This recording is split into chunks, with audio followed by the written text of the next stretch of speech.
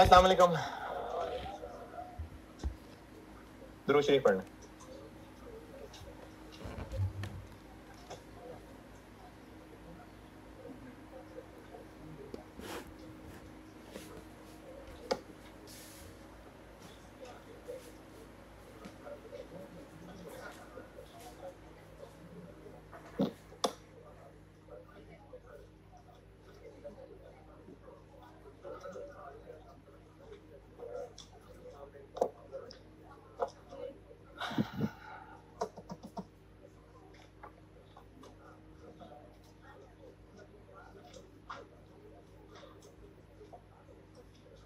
एक सवाल दिया था होमवर्क, आधा कर लिया था बोर्ड पे और बाकी आधा कहा था करने को, तो किया होना चाहिए था, किया भी होगा।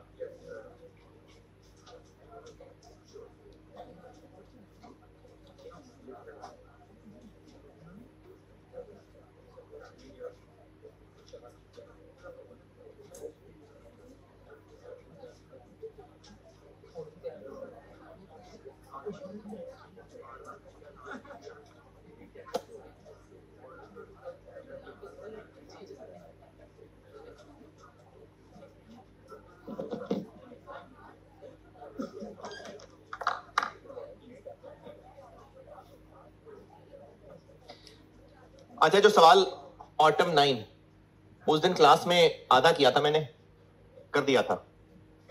PD1, PD2, PD3 part A का आंसर क्या निकला था? एंड आंसर बताइएगा। एंड आंसर 160824982194 जी नहीं, और ये एक्चुअल थे और सबकी रिक्वायरमेंट भी क्या थी? Under over applied. तो अंडर ओवर अप्लाइड के लिए इनको कंपेयर करना था अप्लाइड के साथ। अब उसकी प्रेजेंटेशन ये बनती है, प्रेजेंटेशन बहुत बड़ा मसला है, लेकिन सवाल की कैलकुलेशन है, तो कैलकुलेशन में हमने अप्लाइड और एक्चुअल को कंपेयर करना है। एक्चुअल हम निकाल चुके हुए थे, पार्ट ए में निकल चुके हुए थे, ₹1000 चल रहे थे कि मिलियन? 1000। ये हो गए एक्चुअल एफओएच, पार्ट ए में निकल चुके हुए हैं। इनको कंपेयर करना है अप्लाइड से। अप्लाइड निकलेंगे OAR, तो OAR चूंकि गिवन नहीं था, तो हमें फिर OAR अलग से पहले निकालना पड़ेगा।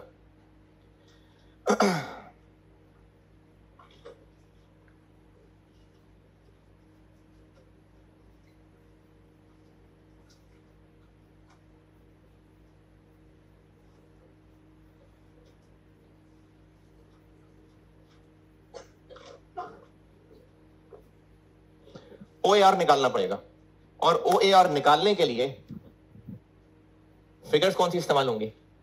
बजटेड वाली। तो वो हम लोग चले जाएंगे वर्किंग में। SD1 था, SD2 था, और जो बजटेड दिए हुए थे 1200, 2000, 2250, 600 जी, 700। और आपने जब रिपीटेड डिस्ट्रीब्यूशन अगर किया होगा, अगर, तो उसका आंसर क्या बना? 1565, 2511, 2674। OAR के लिए जो बेस है वो टेबल के आखिर में बताई हुई है। PD1 के लिए बेस क्या है? Machine hours. तो हमें इसको डिवाइड करना पड़ेगा बजटेड मशीन आवर्स से। डिपार्टमेंट 1 के बजटेड मशीन आवर्स कितने? 60,000। तो जो OAR बनेगा वो रुपीस पर मशीन आवर बनेगा। ये 3 जीरो साथ लगा देना, 26.1010। PD2 की बेस क्या थी? Labour hours. तो इसके बजटेड लेबर आवर्स कितने थे? 2 लाख। 12.5 per hour, 55। और PD3 की बेस क्या थी? तो बजटेड मटेरियल कॉस्ट कितनी? 3 मिलियन। तो this divided by this percentage में आंसर आएगा 89.13%। अब हमने जब अप्लाइड निकालने हैं तो इन OAR को इनको एक्चुअल से मल्टीप्लाई करना है। PD1 का OAR है 26.1 पर मशीन आर, तो अप्लाइड के लिए 26.1 को मल्टीप्लाई करना पड़ेगा एक्चुअल मशीन आर से। 60,157। दूसरे का OAR है 12.55 पर लेबर आर, तो इसको मल्टीप्लाई करना पड़ेगा एक्चुअल लेबर आर से। 19 और रुपीज इन थाउजेंड में 2384, चले 5। और PD3 का OAR है 89.13%, तो इसको मल्टीप्लाई करना पड़ेगा एक्चुअल डायरेक्ट मटेरियल कॉस्ट से जो कि 3.2 मिलियन है, उसका 89.13% लेंगे 2852। और अप्लाइड और एक्चुअल के कंपैरिजन से, अच्छा ये हमारी मर्जी, हम जिसमें से जिसको मर्जी माइनस करें। वैसे मेरी तरफ से आपको गाइडेंस ये है कि अप्लाइड में से एक्चुअल माइनस करने की आदत रखें, आगे भी काम आएगी बात। अप्लाइड में से एक्चुअल माइनस किया करें, ये वेरिएंस वाले चैप्टर में भी ये फार्मूला आपको ऐसे ही काम आएगा। अप्लाइड माइनस एक्चुअल याद रखिएगा जी। 29 114 113 658। अब इसमें हमने कैलकुलेशन तो कर दी, अब ये बताना है पढ़ने वाले को कि इसमें से अंडर अप्लाइड कौन सा और ओवर अप्लाइड कौन सा है। अच्छा, प्लस माइनस से फैसला नहीं होता, फैसला अप्लाइड और एक्चुअल के कंपैरिजन से होता है। लेकिन हम लोग जब इसको लिख के किसी को बता रहे हैं तो हम ये बता रहे हैं कि हम चूंकि अप्लाइड में से इसको माइनस करने लगे हैं, हम अप्लाइड में से एक्चुअल को माइनस कर रहे हैं चूंकि, तो अगर अप्लाइड ज्यादा हुआ तो आंसर पॉजिटिव आएगा। देखिए इस वक्त जिस तरतीब से मैं बता रहा हूं, मैंने कहा अप्लाइड में से एक्चुअल माइनस करना याद रख लें आप। तो अगर इसमें से हम ये माइनस कर रहे हैं और अप्लाइड ज्यादा हुआ तो आंसर पॉजिटिव आएगा। तो ये ओवर होगा अंडर होगा? ओवर, क्योंकि पॉजिटिव है इसलिए ओवर। याद क्या रखना है कि पॉजिटिव ओवर होता है और नेगेटिव अंडर होता है। याद आपने अप्लाइड ज्यादा है तो ओवर, कम है तो अंडर रखना है। लेकिन लिखने के तरीके में प्लस माइनस बिल्कुल आगे पीछे हो सकता है। अभी इस वक्त जिस तरह से लिखा हुआ है अप्लाइड माइनस एक्चुअल, अगर अप्लाइड ज्यादा हुआ तो आंसर पॉजिटिव आएगा। इसलिए हम पढ़ने वाले को यह बता रहे हैं कि जिस पे ब्रैकेट लगा हो उसको ओवर अंडर समझ लेना, और जिस पे ब्रैकेट ना लगा हो तो ये अंडर है, ये ओवर। ये सिर्फ पढ़ने वाले को हम कम्युनिकेट कर रहे हैं कि जिस फिगर पे ब्रैकेट नहीं लगा हुआ वो ओवर है और जिस पे ब्रैकेट लगा हुआ है वो अंडर। ये ऑटम 9 है, अगर होमवर्क किया होता तो अच्छी बात है, नहीं किया तो ये मैंने आपके सामने फिगर दिखा दी। अच्छा, अब एक सवाल, अभी सिर्फ जबानी ही गुजार रहा हूं, होमवर्क है आपका, करने में और लगा हूं, लेकिन ये सवाल सिर्फ आपको जबानी दिखा के होमवर्क दे रहा हूं, देख लें एक बार, करना होमवर्क ही है। ऑटम 17, ऑटम 17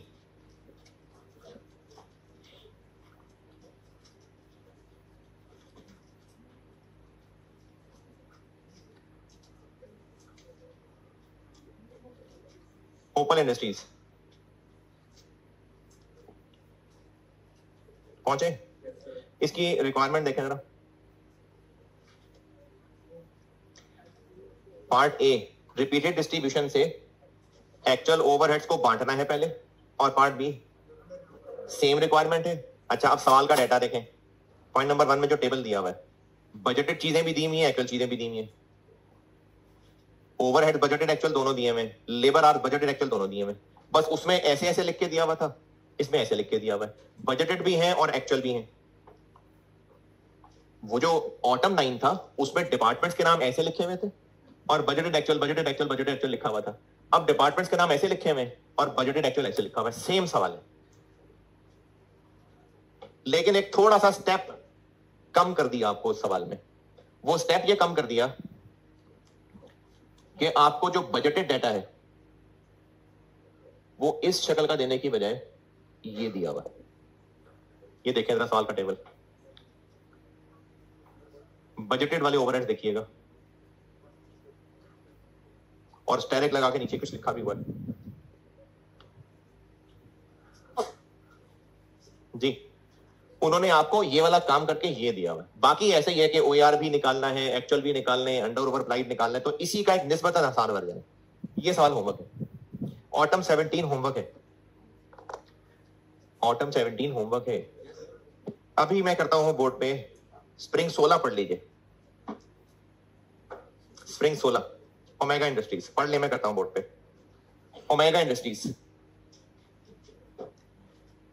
इसी के नीचे सवाल है ओमेगा इंडस्ट्रीज स्प्रिंग 16 10 का, पढ़ लीजिए, मैं करता हूं।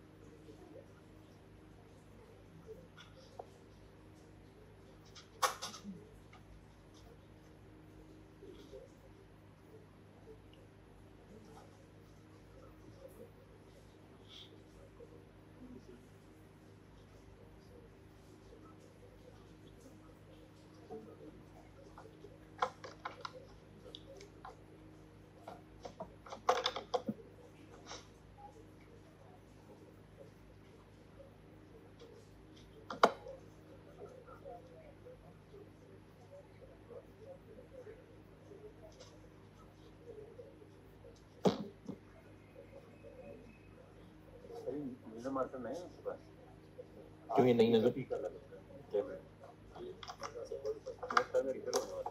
हाँ रिफर होने वाला होगा फिर, नहीं नजर नहीं आ रहा क्या? चलो मैं चेंज कर देता हूँ।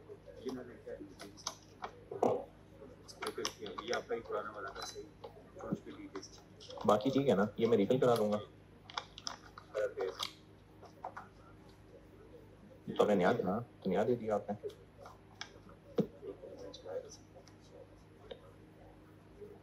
ये दो भाई नहीं है,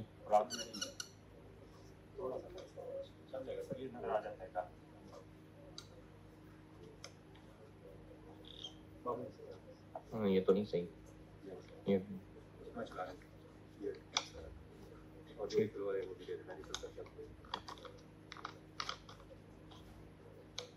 खैर है, मैं रात को चल बात कर लें, कोई बात नहीं, इसी में रख लेना।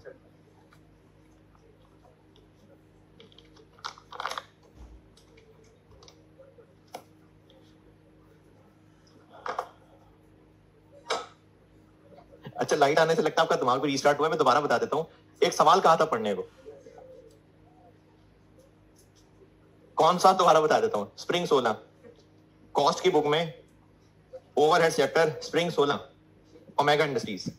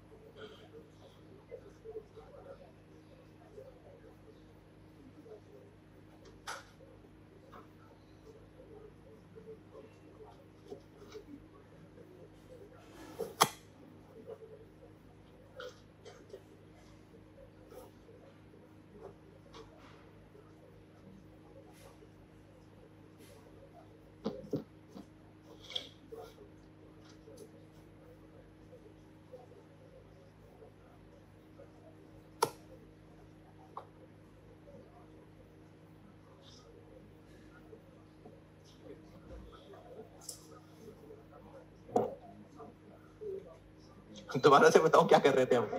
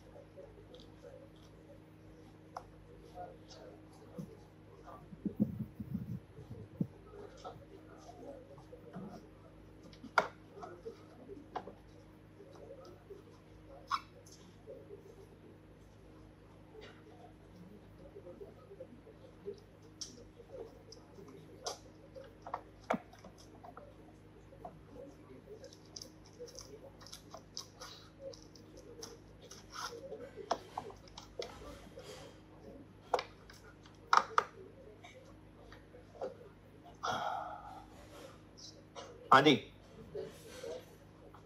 कैसे पता इस चैप्टर का सवाल है? ये ना डेटा से पता चल जाता होता है, ओवरहेड्स हैं, पीडीज हैं, एसडीज हैं, तो रिक्वायरमेंट से compute product wise actual overhead. लेकिन ये जो compute product wise actual overheads है ना, ये अगले चैप्टर का भी सवाल हो सकता है, ये इसके बाद पढ़ाने मैंने एक्टिविटी बेस्ड, ये उसका भी हो सकता है। तो ओवरहेड्स का सवाल है, ठीक है। Single product, multiple products, multiple products है, कैसे पता चल रहा है? 2 प्रोडक्ट्स है, अल्फा और बीटा। और जो आपको टेबल दिया हुआ है ये बजटेड इंफॉर्मेशन है कि एक्चुअल है? एक्चुअल है। इसलिए requirement A, compute product wise actual overhead for alpha beta. अच्छा, आप जो पिछली क्लास में बात सिखाई थी ना कि अगर मल्टीपल प्रोडक्ट्स आ जाएं तो प्रोडक्ट वाइज इंफॉर्मेशन बांटने के मैंने तरीके बनाए थे। ऑल्दो कि आपको वो ओएआर निकालना सिखाना था, एक पीडीज को वो 60-40 70-30 करके बांटा था, और पार्ट ए में क्या किया था? बहुत पुरानी बात, सैटरडे की बात है, नन्हे नन्हे दिमागों पे ज्यादा जोर ना डालें, पेजेस पलट के देख लें।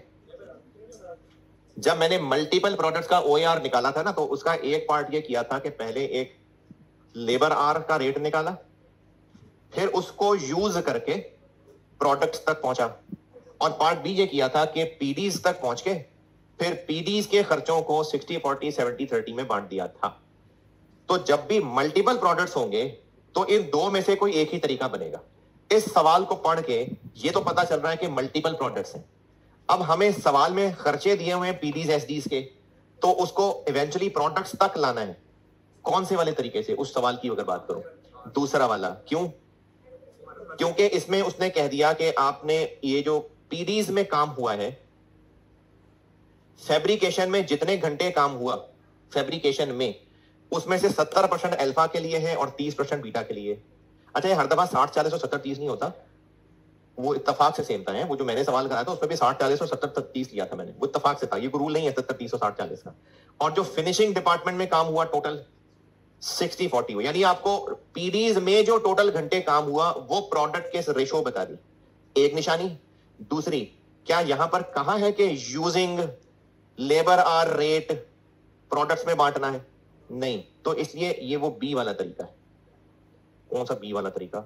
जो 2 तरीके आपको बताए थे उनमें एक तरीका था जिसमें पहले कोई और रेट निकलेगा, फिर उसको यूज करके प्रोडक्ट्स तक पहुंचेंगे, और दूसरा तरीका बताया था कि पीडीज के खर्चों को प्रोडक्ट्स में बांट लेंगे। तो इस सवाल में ये दूसरा वाला तरीका लगेगा। ओके, तो हमने ये जो टेबल एक्चुअल दिया हुआ है इसमें पीडीज और एसडीज हैं, और फाइनली इनको अल्फा बीटा में लाना है, तो पहले वहां तक तो पहुंचेंगे ही पहुंचेंगे जो पीडीज तक लाते थे। स्प्रिंग 16, अंग्रेजी बेसिस टोटल, क्या क्या है department? Fabrication, finishing, quality control और लॉजिस्टिक्स। और रुपीज मिलियन थाउजेंड 1000। ये टेबुलर मेहनत OAR निकालनी हो तो बजटेड डाटा है, अगर एक्चुअल खर्चे बांटने हो तो एक्चुअल डाटा है, काम सेम है। चले सबसे पहले FH कौन कौन सा है, तरतीब से चले। इनडायरेक्ट लेबर, इनडायरेक्ट लेबर किस रेशो में गिवन है, टोटल कितना 3600, फैब्रिकेशन 1500, 1200, 500, 400। अगला फैक्ट्री का रेंट, फैक्ट्री का रेंट है, अवेलेबल में से क्या बेस्ट लग रहा है, फ्लोर एरिया।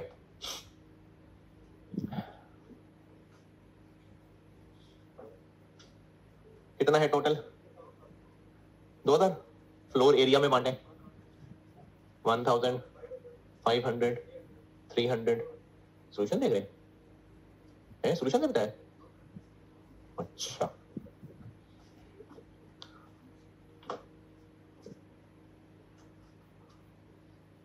अगला खर्चा पावर,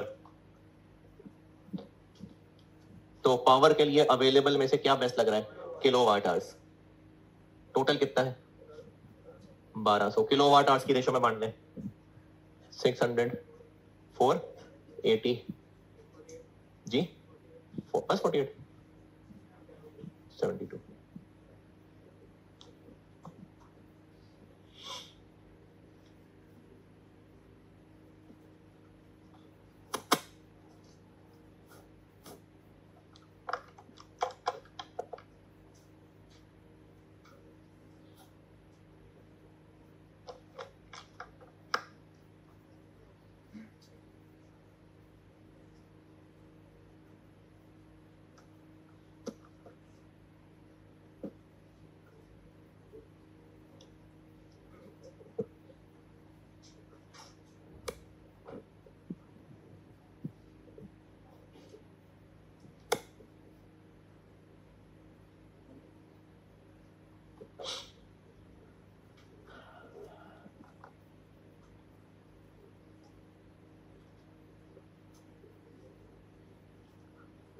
प्लांट की डेप्रिसिएशन, प्लांट की कॉस्ट ऑफ प्लांट,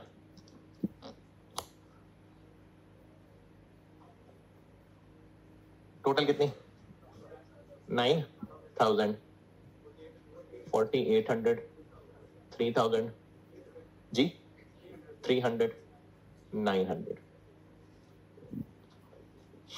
और बस खत्म।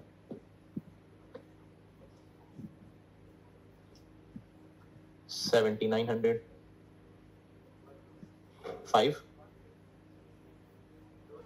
1148, 1572।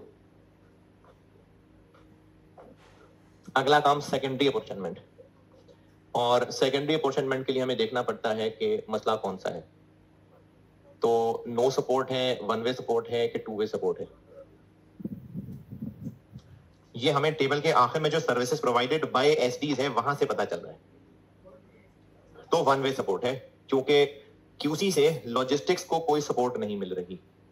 तो अब अगर वन वे सपोर्ट है तो पहले उस एसडी को लाएंगे जो ज्यादा नेक है। कौन सा है, लॉजिस्टिक्स। किस रेशो में 60, 35, 5, और इसको हम यहां से करेंगे खाली 1572 और 60, 35, 5, 4, 9, 4, 3, 5, 5, 0, 79, 79। अच्छा, ये सारे बच्चे जो बोर्ड से देख के लिख रहे होते हैं, ये बोर्ड से देख के लिखना तो बेटा स्कूल में सीखा हुआ है, कैलकुलेट किया करें सारे। अगर आके बोर्ड से देख के लिख के चले जाते हैं तो इससे क्या सीखा, ये तो आपको स्कूल से आता है। कैलकुलेशंस किया करें सारे, मैं तेज आगे नहीं कर रहा हूं तो मैं रुक जाऊंगा, लेकिन कैलकुलेशन बेटे सारे किया करें।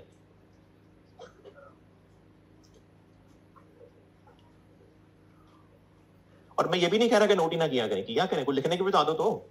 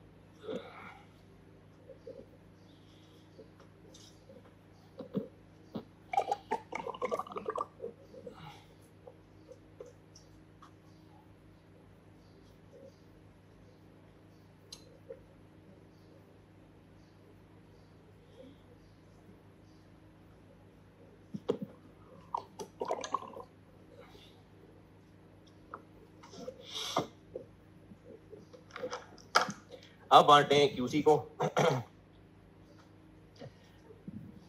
40 60। क्यूसी में टोटल कितना आ गया भाई?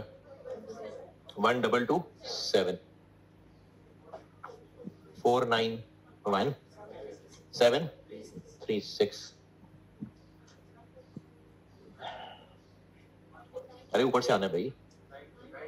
93346466। ये हो गए सारे एक्चुअल ओवरहेड्स दो पीडीज में, लेकिन हमें यहां से अल्फा बीटा तक पहुंचना है। अब इसको हम लोग अल्फा बीटा में ले जाएंगे इसी टेबल से आगे। अल्फा और बीटा, तो फैब्रिकेशन को हमने बांट देना है। फैब्रिकेशन को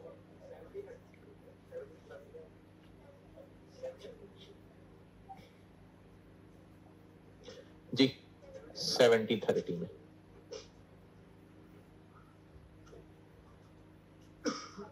6 5 3 4 2800 और फिनिशिंग को 60-40 में 6 4 6 6 3 8 8 0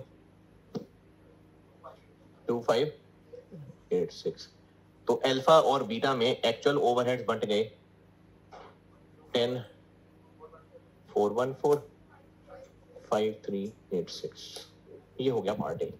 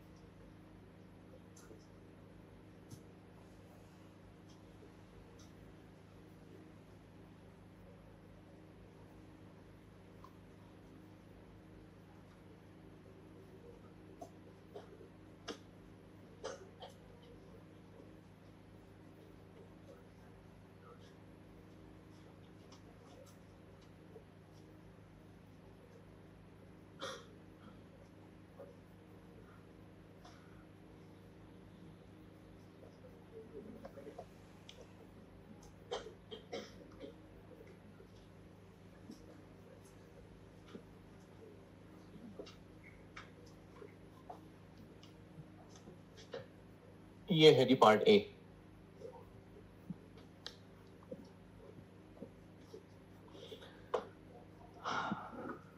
जी इसमें कोई मुश्किल परेशानी? हाँ भाई। Part B. अच्छा पार्ट बी मैंने आपको भी अकाउंटिंग एंट्रीज नहीं सिखाई, तो कोई बात नहीं। इस सवाल की रिक्वायरमेंट को मैं कह रहा हूं प्रिपेयर जनरल एंट्रीज की बजाय कैलकुलेट। हम कैलकुलेट कर लेते हैं। क्या calculate? Number 1 applied production overheads, number 2 under over. तो अप्लाइड के लिए तो OAR चाहिए। OAR किधर है? OAR किधर है? ये एक्चुअल है ना, इसको थोड़ी डिवाइड करेंगे। दूसरे पैराग्राफ में लिखा हुआ है OIL allocates production overheads to alpha and beta at a predetermined rate of, ये OAR है 1300 और 500 पर यूनिट। तो ये OAR पर यूनिट करके दिया हुआ है, इसीलिए आप देखेंगे तो आपको बजटेड डाटा नहीं दिया हुआ। पिछले सवाल में तो इसलिए बजटेड डाटा दिया था कि OAR खुद निकलवाना था, तो OAR दिया हुआ है। तो अप्लाइड कैसे निकलेंगे? OAR पर यूनिट दिए हुए हैं, एक्चुअल यूनिट्स प्रोड्यूस से मल्टीप्लाई कर लेंगे। वो कहां है? वो लास्ट लाइन में लिखा हुआ है। तो पार्ट बी अप्लाइड कहां है कैलकुलेट करने को? तो अप्लाइड हो जाएंगे अल्फा का 1300 रुपए पर यूनिट है into actual units produced 8000, 500 per unit है इनटू एक्चुअल यूनिट्स प्रोड्यूस्ड।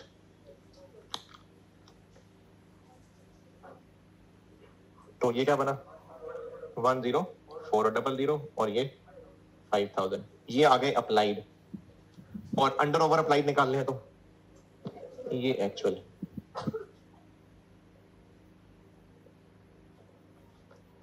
10414 और 5386।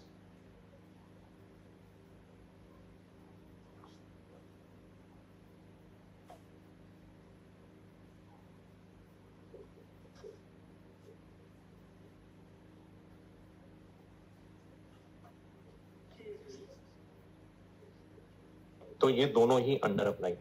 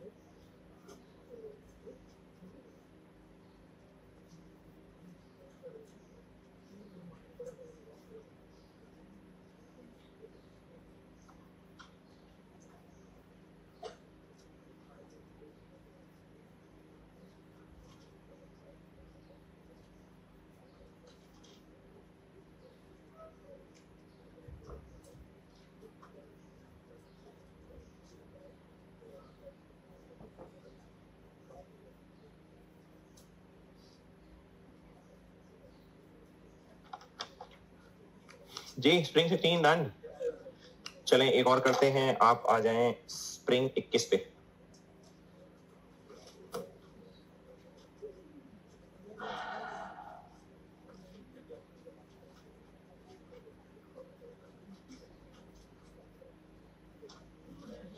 स्प्रिंग 21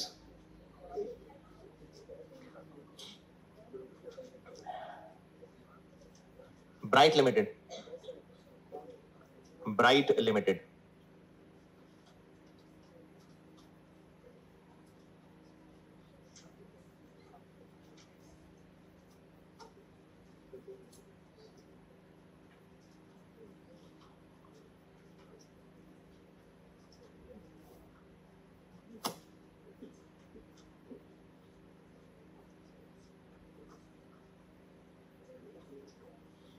पहुंचे?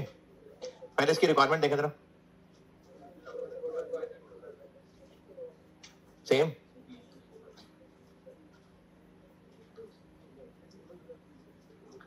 आप अगर सारे ही अच्छे बच्चे होते तो मैं आपको ये होमवर्क दे देता, लेकिन जो कि सुस्त बच्चे भी हैं बीच में, तो इसलिए मुझे ही बोर्ड पे करना पड़ेगा।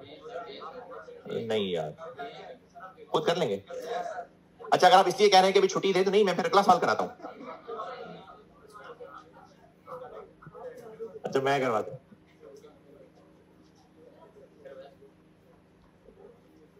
मैं करवा दूं, चलो ठीक है मैं करवाता हूँ, पढ़ ले करते हैं। लेकिन फिर ना ये अभी कल परसों शायद तरसों भी, ये भी इसके 2-3 सवाल होमवर्क देके चलाऊंगा। खत्म हो गया चैप्टर? खत्म हो गया ना इसमें, यही था बस, खत्म हो गया भाई, खत्म हो गया ना इसमें, और क्या है, यही है बस। तो अभी एक दो सवाल इसके होमवर्क चलेंगे, मैं फिर अगला चैप्टर शुरू करा दूंगा, वो परसों वो भी खत्म कराना है फिर। अभी इसका सवाल बोर्ड पे कर रहा हूं, और एक दो सवाल होमवर्क चलेंगे फिर मैं अच्छा, होमवर्क के सवाल बेटे बहुत जरूरी होते हैं, और ये रिकॉर्डिंग वाले बच्चों को खास तौर पे कह रहा हूं कि वो ना सिर्फ, अगर आप लेक्चर सिर्फ सवाब समझ के सुन लेते हैं तो उसका फायदा नहीं है, आप लेक्चर नोट किया करें, सवाल लिख के सॉल्व किया करें, और होमवर्क भी आप सबको भी कह रहा हूं कि पूरा सवाल खुद सॉल्व किया करें। सवाल पढ़ते ही सोल्यूशन देख लें कि पता नहीं, मुझे नहीं लगता मैं कर सकूंगा, तो ऐसे नहीं होगी प्रैक्टिस। सवाल पूरा सॉल्व किया करें, और फिर वो सॉल्व करेंगे तो फिर डिस्कशन का फायदा होगा अगले दिन। चलिए पढ़िए ब्राइट लिमिटेड, करता हूं मैं बोर्ड पे।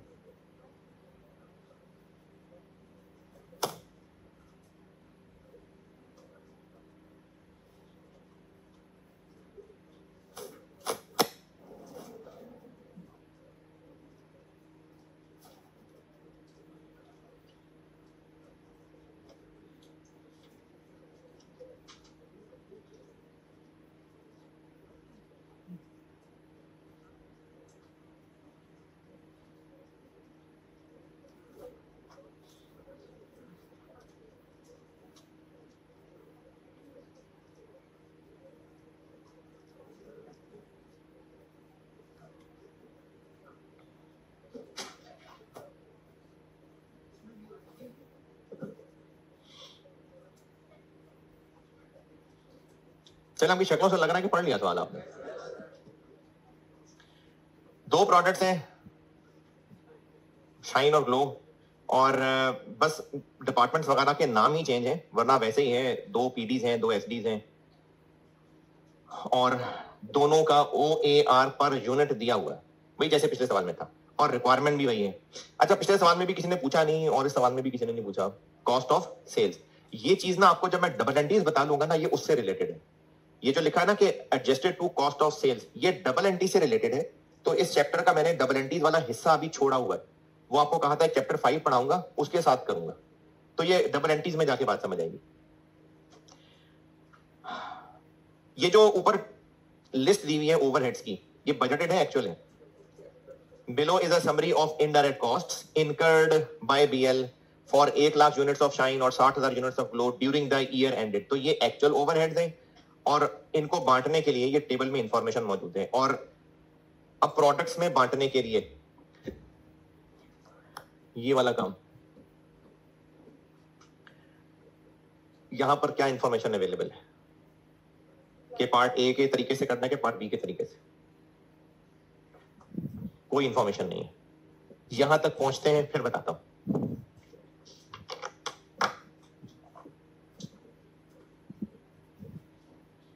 स्प्रिंग 21 पार्ट ए, रुपीज 1000 है कि मिलियन है? 1000 है।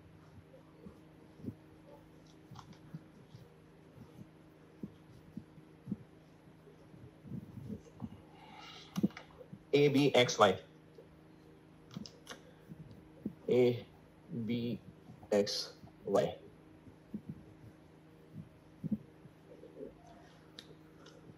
Spring 21 party. हाँ जी, एफ क्या क्या है? सैलरीज एंड, तो ये इनडायरेक्ट लेबर हो गया। फिर सैलरीज एंड वेजेस लिखना है चाहे इनडायरेक्ट लेबर लिखना है, एक ही बात है। टोटल कितने हैं? 115000। और इसके बारे में अवेलेबल में से क्या बेस्ट लग रहा है? नंबर ऑफ एम्प्लॉइज, क्योंकि एम्प्लॉइज ही की तो सैलरीज वेजेस हैं, तो number of employees, number of employees बांट दीजिए। 69,000, 23,000, 115, 00, 500। ठीक। सैलरीज एंड वेजेस के बाद depreciation of machinery, cost of machinery,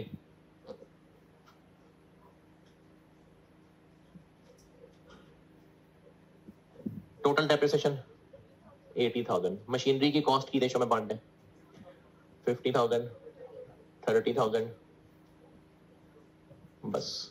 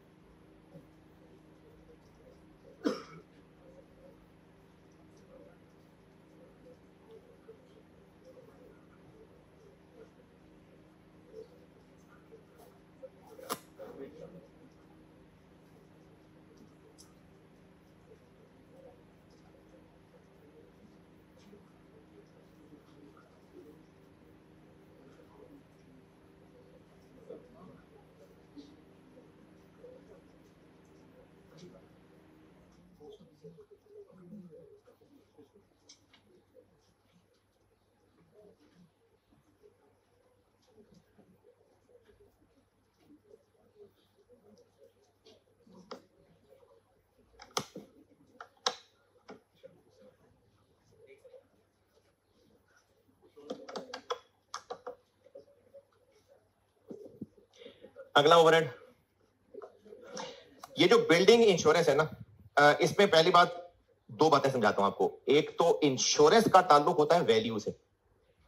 insurance company से अगर कोई एसेट इंश्योर कराया जा रहा है, इंश्योरेंस इंट्रो में कई सवालों में प्रीपेड इंश्योरेंस वगैरह किया होगा। तो इंश्योरेंस कंपनी ना फीस लेती है, इसको इंश्योरेंस प्रीमियम कहते हैं, और वो टेंशन फिर अपने सर ले लेती है।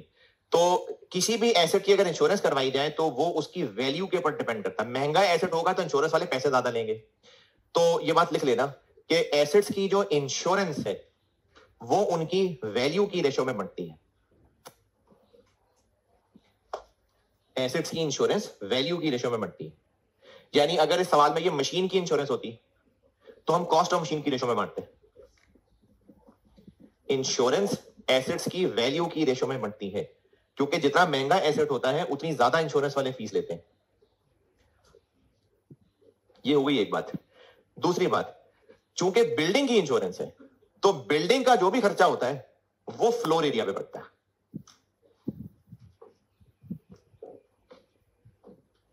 बिल्डिंग का जो भी खर्चा है वो फ्लोर एरिया पे पड़ता है, इसलिए हम इस इंश्योरेंस को बांटेंगे फ्लोर एरिया पे। कितनी है? कितनी? 25,000 फ्लोर एरिया पे बांटे। 12,500, 5,000, 5,000, 2,500। ये हो गई बिल्डिंग की इंश्योरेंस।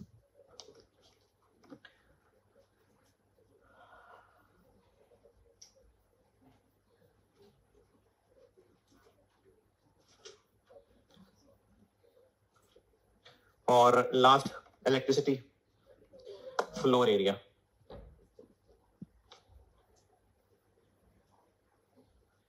अच्छा, इलेक्ट्रिसिटी से रिलेटेड ना हो सकता है किसी के ध्यान में ये बात आए कि ठीक है इलेक्ट्रिसिटी पंखे लाइटें होती हैं, लेकिन मशीनों की बिजली किधर गई? तो सवाल में किधर है भाई? नहीं बता रहा वो जरूरी थोड़ी कि आपको सारे दुनिया जान के खर्चे बताएं, बस आपसे वो कैलकुलेशन टेस्ट कर रहा था तो 4 खर्चे बता दिए। तो इलेक्ट्रिसिटी मशीन की नहीं होती है, ये पंखे लाइटों की होती है। तो इलेक्ट्रिसिटी को भी बांट देंगे फ्लोर एरिया पे। 60,000,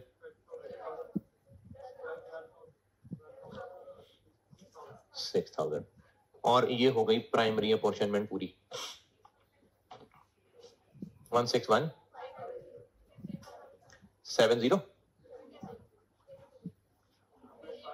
28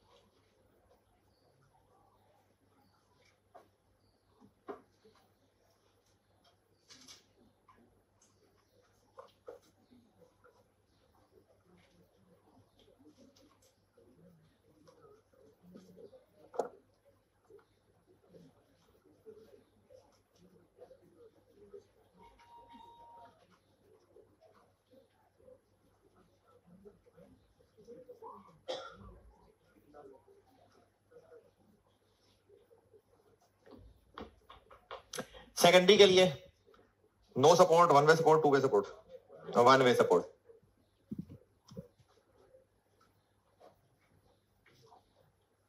तो वन वे सपोर्ट है, तो जो पहले ज्यादा नेक है उसको बांटेंगे। किसको? वाई को। किस रेशो में? 75, 15, 10। यहां से निकल जाएगा 20, 15,000, 3,000 और 2,000। फिर बांटेंगे एक्स को 80, 20, और एक्स में आ गया हुआ है 30, 500, 24400, 6100, 200, 900। ये आ गए सारे खर्चे पीडीज में।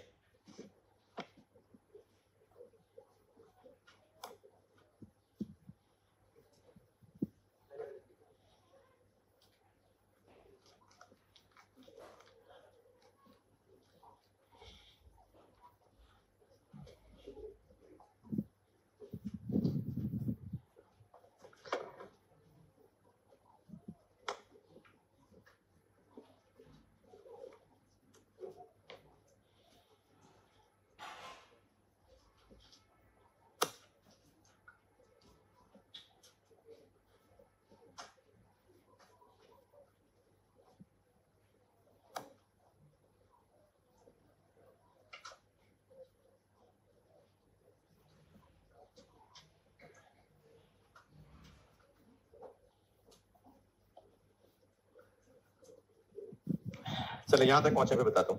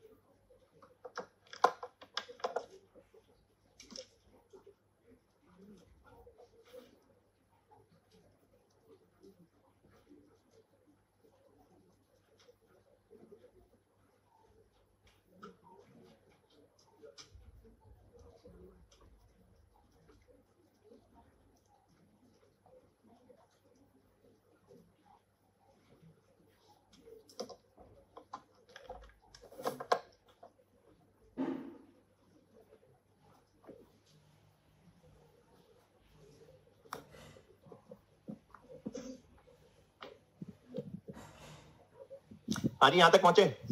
चले अब होश से बात सुने कि इसको बांटना कैसे।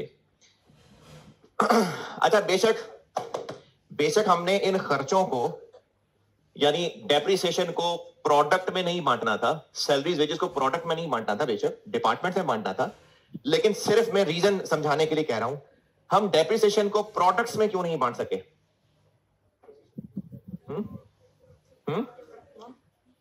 देखें, किसी टोटल खर्चे को जब हमने किसी चीज में बांटना है, जैसे डिपार्टमेंट्स में बांटना है, तो कोई डिपार्टमेंट वाइज चीज दी होगी ना। जैसे बिल्डिंग की इंश्योरेंस है, उसको हम डिपार्टमेंट्स में कैसे बांट पाए, क्यों बांट पाए? बिल्डिंग की इंश्योरेंस क्योंकि आपको floor area department wise information दी हुई थी। हम लोग सैलरीज वेजेस को डिपार्टमेंट्स में क्यों बांट पाए? क्योंकि number of employees department wise दिए हुए थे। तो हमने अगर किसी टोटल चीज को कुछ में बांटना है तो उन कुछ की कोई इंफॉर्मेशन दी होगी तो बांटेंगे ना। रेंट इसमें नहीं है, अगर बिल्डिंग का रेंट होता तो फ्लोर एरिया पे तभी बांटते हैं जब डिपार्टमेंट का फ्लोर एरिया बताया होता। तो हमें अगर किसी खर्चे को प्रोडक्ट्स में बांटना है तो फिर कोई प्रोडक्ट वाइज इंफॉर्मेशन भी तो हो। जैसे पिछले सवाल में क्या था, जो 20 से पिछला साल किया यार, उसमें प्रोडक्ट वाइज आर्स की रेशो बताई हुई थी परसेंटेज कह के। अच्छा, जरूरी नहीं कि परसेंटेज दी होती, हो सकता है सवाल में लिखा होता कि फैब्रिकेशन डिपार्टमेंट में टोटल 10,000 घंटे काम हुआ, जिसमें से 3,000 घंटे अल्फा के लिए लगे और 7,000 घंटे बीटा के लिए लगे। ये ऐसे भी हो सकता था। तो चलो प्रोडक्ट वाइज कुछ तो दिया होता ना। यानी अगर हमने प्रोडक्ट्स के नहीं, पीडीज के खर्चों को प्रोडक्ट्स में बांटना है तो बांटने के लिए कोई तो प्रोडक्ट वाइज इंफॉर्मेशन होगी। इस सवाल में क्या इंफॉर्मेशन प्रोडक्ट वाइज अवेलेबल है? बस सिर्फ यूनिट्स, और कुछ है ही नहीं। प्रोडक्ट वाइज इंफॉर्मेशन का मतलब है क्या चीज है जो आपको शाइन और ग्लो की अलग अलग बताई हुई है, सिर्फ यूनिट्स है और कुछ है ही नहीं। तो इसलिए जब और कुछ है ही नहीं तो इन पीडीज के खर्चों को शाइन और ग्लो में कैसे बांटें? यूनिट्स की रेशो में, और है ही कोई नहीं इंफॉर्मेशन, तो इसलिए हम यूनिट्स प्रोड्यूस की रेशो में बांटेंगे।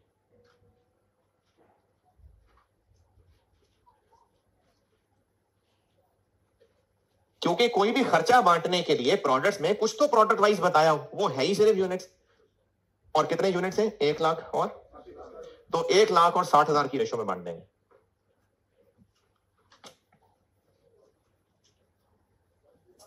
1 2 5 5 6 3 और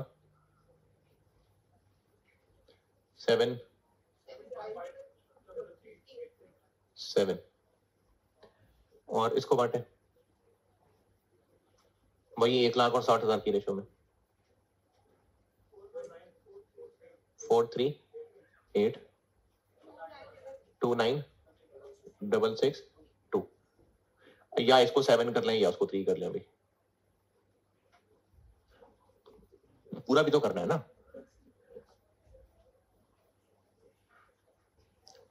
1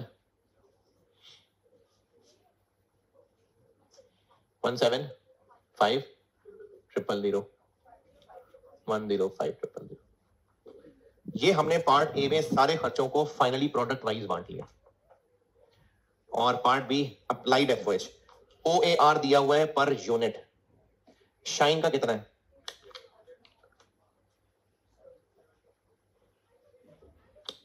जी, शाइन का है 1800 पर यूनिट, तो इनटू यूनिट्स प्रोड्यूस्ड। ग्लो का है 1700 पर यूनिट, तो इनटू यूनिट्स प्रोड्यूस्ड, थाउजेंड्स में।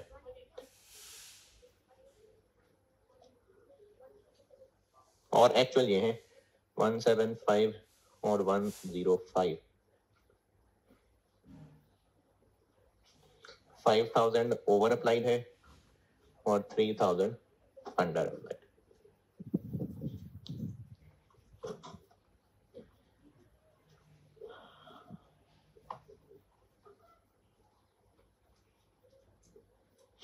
और ये चैप्टर हो गया खत्म। एक सवाल अभी होमवर्क दिया है, एक कल दूंगा और एक परसों दूंगा, और कल फिर अगला चैप्टर कराता हूं इंशाल्लाह। 2 दिन, चलो 3 दिन में कर देंगे।